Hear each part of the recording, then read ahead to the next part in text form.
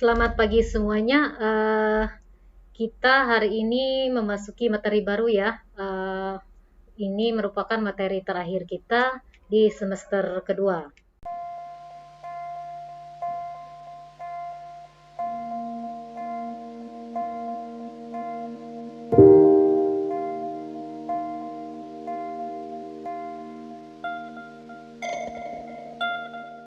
Kita akan mempelajari tentang penyalahgunaan narkoba.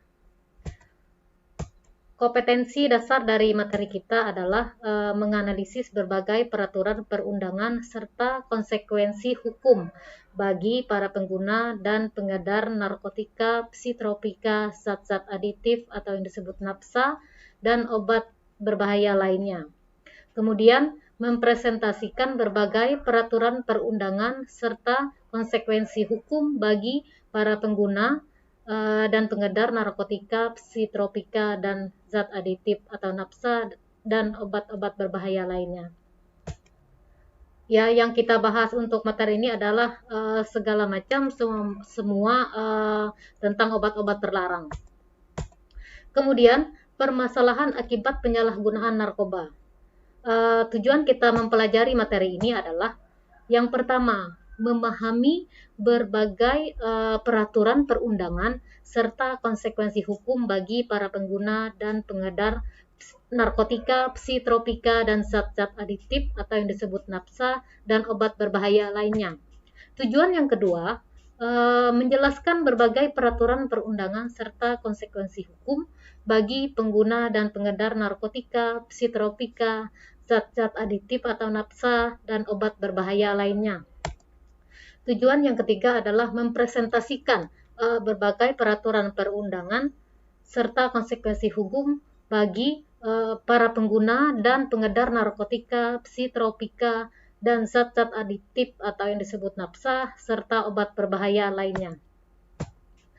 Nafsa itu sendiri merupakan singkatan dari narkotika, psikotropika, dan zat aditif. Narkotika dapat digolongkan menjadi 3 bagian, yaitu narkotika golongan 1, narkotika golongan kedua, narkotika golongan ketiga. Narkotika golongan 1 itu tercantum termasuk di dalamnya adalah seperti kokain, heroin, dan ganja. Nah, ini yang lebih dikenal di masyarakat luas seperti kita lihat di TV-TV ya. Jadi semua tahu kalau seperti kokain, heroin, dan ganja itu banyak beredar dan ya itu banyak merusak masyarakat kita. Terus selanjutnya psikotropika. Psikotropika ini dibagi menjadi 4 golongan.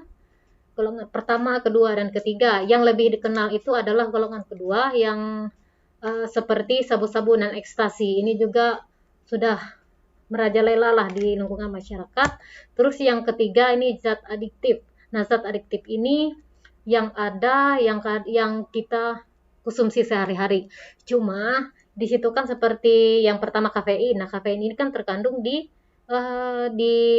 minuman yang sering kita ini seperti teh, terus biji kopi. Ini kan hari-hari kita minum, tapi itu kan ada kadarnya. Nah, kita tidak minum berlebihan jadi tidak masalah. Yang kedua adalah nikotin. Nah, nikotin ini khusus bagi yang pecandu rokok. Nah, karena zat adiktif ini bisa kita konsumsi tapi dengan ada catatan tidak berlebihan. Nah, selanjutnya ada zat designer, solvent, dan alkohol.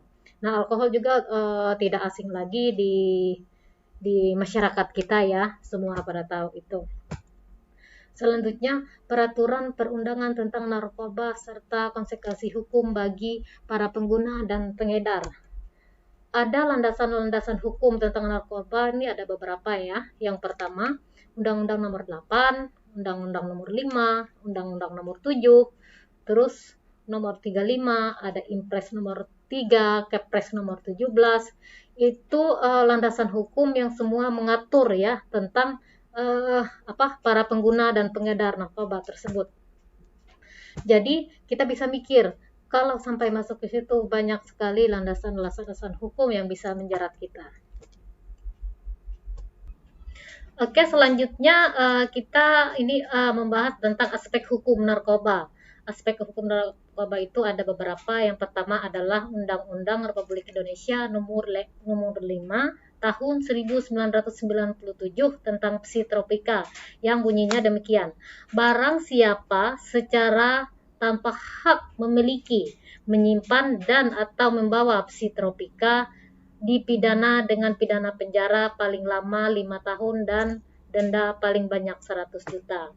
Kemudian, Undang-Undang Republik Indonesia Nomor 35 Tahun 2009 tentang narkotika juga, yang isinya demikian, setiap orang yang tanpa hak atau melawan hukum menggunakan narkotika golongan 1 untuk digunakan orang lain dipidana dengan pidana penjara paling singkat 5 tahun dan paling lama 15 tahun, serta pidana denda paling sedikit 1 miliar dan paling banyak 1 miliar. Bayangkan itu ya, ada landasan hukum, ada aspek hukumnya.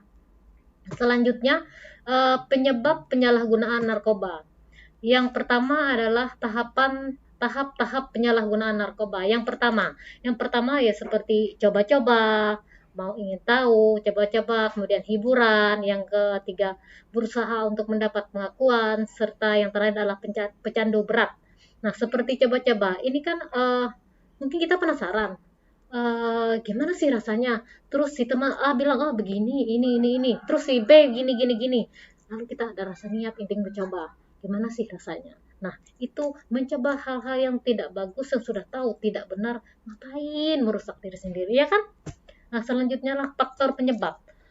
Faktor penyebab penyalahgunaan narkoba yang pertama adalah pergaulan salah. Nah, itu tadi. Teman sekalipun kita harus pilih loh. Kalau kita udah tahu itu nggak benar, ngapain? Jadi kan kita pilih kan banyak lagi yang lebih positif ya, teman-teman yang bagus, mungkin pergaulannya bagus. Kita memang siapa sih yang gak mau berteman dengan orang yang pinter, terus dia sebutan bahasa ininya keren gitu kan. Tapi kalau kerennya memakai hal-hal seperti ini buat apa? Nggak ada gunanya. Terus yang kedua, rasa ingin tahu. Jadi ada rasa ingin mencoba, rasa ingin tahu gimana sih kalau kita konsumsi itu, apa sih yang terjadi. Nah, yang ketiga, rasa ingin diakui. Nah, kita tuh mau, mungkin ada rasa mau dianggap bagus, ada rasa mau dianggap keren, tapi sebenarnya jalannya salah. Banyak hal yang bisa kita lakukan untuk memenuhi rasa ingin diakui itu tadi. Nah, yang selanjutnya adalah gaya hidup. Mungkin gaya hidup biasa hura-hura, habis itu kan minum-minum, terus larinya ke narkoba. Nah, yang terakhir adalah depresi. Depresi ini mungkin di dalam kehidupannya, di rumah, di sekolah, mungkin ada permasalahan yang bikin dia stres, depresi, jadinya larinya ke situ. Maunya menenangkan diri, tapi ujung-ujungnya menjerumuskan diri, ya. Jadi Ibu harap kalian bisa memilih dan memilah mana yang terbaik. Ini seperti gambar di bawah ini, Ibu sangat miris sekali melihatnya ya. Jangan sampai di antara kalian, murid-murid Ibu, sampai seperti ini. Oke, selanjutnya gejala penyalahgunaan narkoba. Yang pertama, gejala awal, males, mau ngapa-ngapain malas, jauh-jauh belajar, mungkin bangun makan juga malas, hidup tidak teratur. Ya nih seperti yang Ibu bilang tadi, mandi paling seminggu sekali, makan 2-3 hari mungkin sekali, pokoknya hidupnya benar-benar tidak malas, tidak teratur, kemudian mudah tersinggung ya. Nih seperti mudah tersinggung. Jadi apapun yang ini dia nggak pakai logika, salah sedikit langsung nggak bisa mikir ya. Terus egosentrik, dia cuma memikirkan dirinya sendiri, dia tidak peduli dengan lingkungannya, tidak peduli dengan orang-orang sekitar. Itu gejala awal. Terus selanjutnya adalah gejala fisik. Nah, di gejala fisik ini seperti hidung berlendir, diare, nah berat badan turun drastis, mungkin dari 100 langsung ke 50 atau ke 40 kilo. Nah, kelihatan sekali, drastis sekali turun berat badan. Kemudian biasanya nyeri kepala, sendi ngilu, mata cekung, pucat, bibir kehitaman, terus sembelit, susah tidur, pokoknya semua yang gak enak-enak lah pasti. Terus ada bintik merah di kulit, bekas luka sayatan. Ini banyak sekali ya. Kalau Ibu saksikan di film-film gitu kan, tangannya ada garis-garis segala macam. Terus yang terakhir ada perubahan warna kulit, pasti tidak ada cerah-cerahnya, pasti kusam sekali. Seperti contoh ini ya. lihat contoh di bawah itu ya. Terus nah dari yang Ibu jabarkan ini, gejala-gejala ini, masih mau coba? Jangan hancurkan diri kalian sendiri ya. Selanjutnya dampak penyalahgunaan narkoba. Dampak penyalahgunaan narkoba itu ada 3 ya, dampak terhadap fisik, psikis, dengan lingkungan sosial. Dampak penyalahgunaan terhadap fisik, penggunaan dengan jarum suntik itu seperti hepatitis B, C, dan HIV. Terus kemudian gangguan fungsi seksual, gangguan pada kulit, sakit kepala, mual muntah, pengecilan hati, dan sulit tidur, serta gangguan jantung dan pembuluh darah, gangguan pada paru-paru, dan yang terakhir nih, overdosis, koit di tempat ya. Jadi itu gejala-gejala terhadap fisik. Terus selanjutnya terhadap psikis. Pertama, brutal, nggak pakai logika ya, seperti yang Ibu bilang tadi, dia brutal, nggak bisa mikir apa-apa, dia tidak bisa berpikir kalau aku melakukan ini permasalahannya seperti apa, nanti akibatnya seperti apa, nggak ada pemikiran seperti itu. Yang kedua, percaya diri, tidak adanya kepercayaan diri ya, dia tidak percaya diri untuk melakukan hal-hal positif apapun. Kemudian lamban alias lemot, dia nggak bisa mikir. Yang ketiga adalah menyakiti diri. Nah, dan yang terakhir adalah sulit konsentrasi. Menyakiti diri itu tadi yang mengakibatkan yang ada di Ibu jelaskan sebelumnya, yang bisa yang bekas luka coret-coretan di tangan itu ya.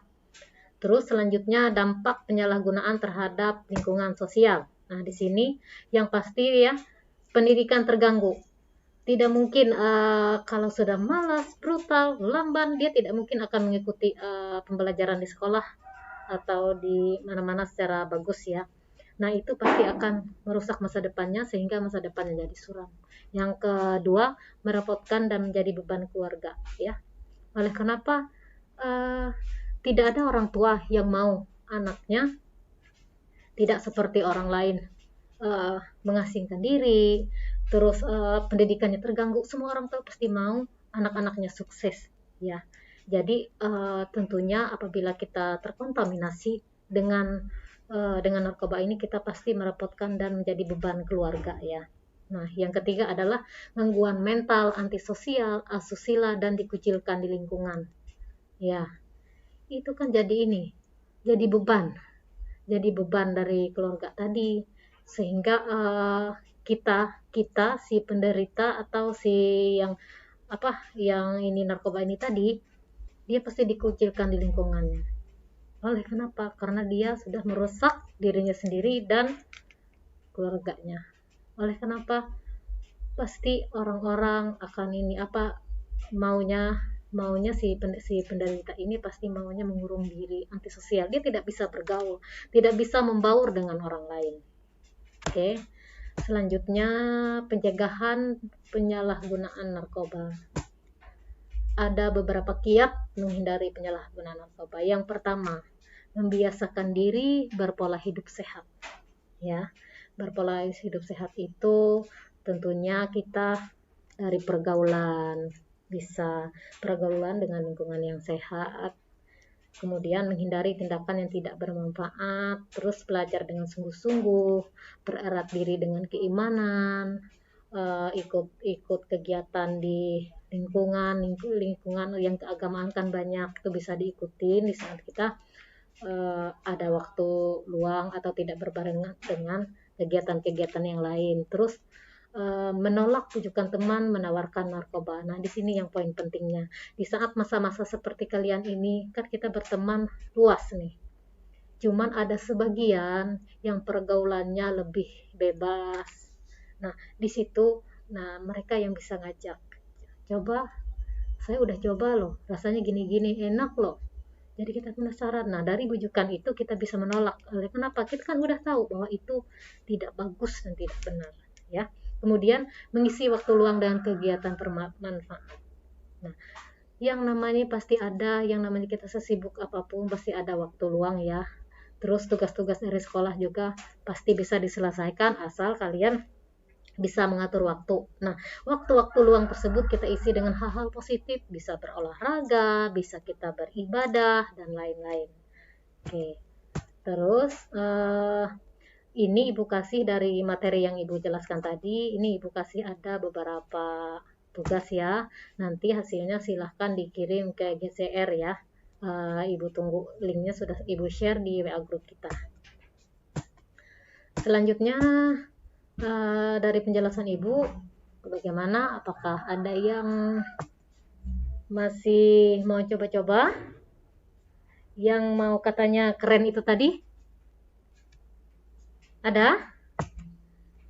Masih mau hancurin masa depan sendiri? Enggak ya? Ibu yakin murid-murid Ibu ini pada pintar semua sudah. Udah bisa memilah mana yang baik dan mana yang tidak. Ibu kira cukup sekian penyampaian materi dari Ibu. Semoga kalian bisa memahami dan menerapkan dalam kehidupan kalian selanjutnya. Ibu kira cukup sekian dan terima kasih.